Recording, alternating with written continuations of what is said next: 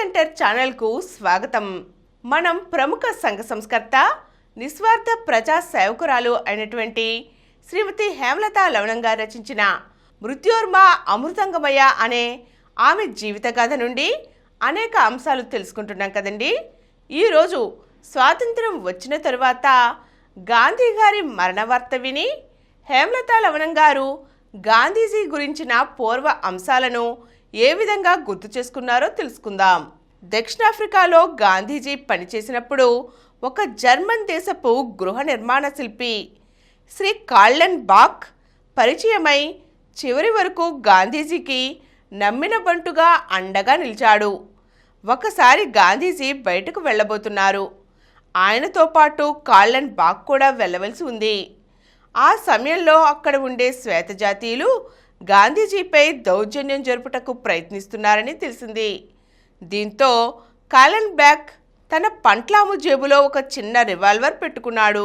అవసరమైతే దాన్ని ఉపయోగించి గాంధీజీని రక్షించవచ్చునని ఆయన తాపత్రయం. గాంధీజీకి ఇది తెలిసి చాలా బాధపడ్డారు. అన్నారు కదా, కార్లెన్, ముందు నీవు ఆ రివాల్వర్ తీసి పారేయ్, అది నన్ను రక్షించలేదు అని. తరువాత కొంతకాలానికి శ్వేతజాతీయుల సభకు కార్లెన్ బాక్ వెళ్ళారు. గాంధీజీని వారు విమర్శించారు. దానిపై కార్లెన్ బాక్ ఒక బ్రిటిష్ వానికి ఒక వాగ్వివాదం జరిగింది. ఆ బ్రిటిష్ వాడు వెంటనే చొక్కా చేతులు పైకి దోపుకుని, రా, మనం కుస్తీ పట్టుకుని తేల్చుకుందామని సవాల్ విసిరాడు.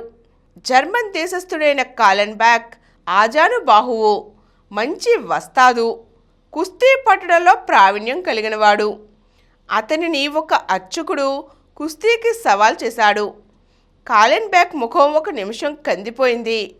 నెమ్మదిగా ప్రశాంతతను పొంది శాంతం చిరునవ్వు నవ్వింది.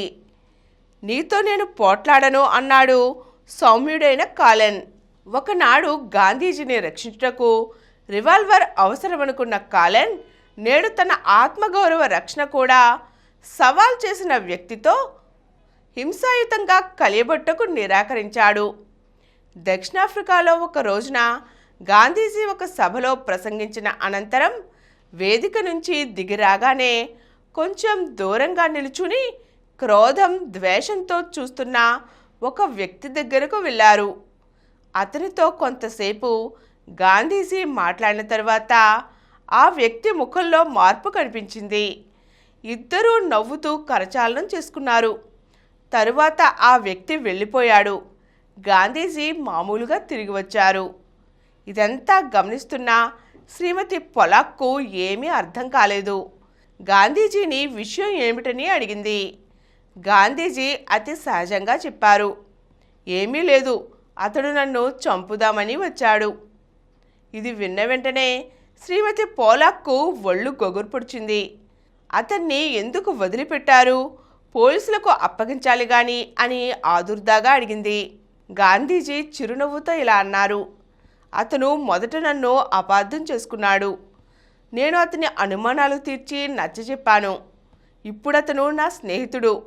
నేనే కనుక అతన్ని పోలీసులకు అప్పచెప్పితే అతన్ని నా శత్రువుగా చేసుకుని ఉండేవాణ్ణి. అంతేకాక అతనిలోని మంచిని నలిపి మసి చేసి ద్వేషాగ్నిని ముట్టించిన వాడిని అయి ఉండేవాణ్ణి అని సమాధానం ఇచ్చారు. ఈ సమాధానం విని శ్రీమతి పోలాక్ మారు మాట్లాడలేకపోయింది. అహింస, మానవతా దృష్టి అంటే ఏమిటో ఆమెకు స్పష్టంగా అర్థమయ్యాయి. గాంధీజీ హంతకులను, హింసావాదులను క్షమించినా హింస గాంధీజీని క్షమించలేదు. కక్ష కట్టింది.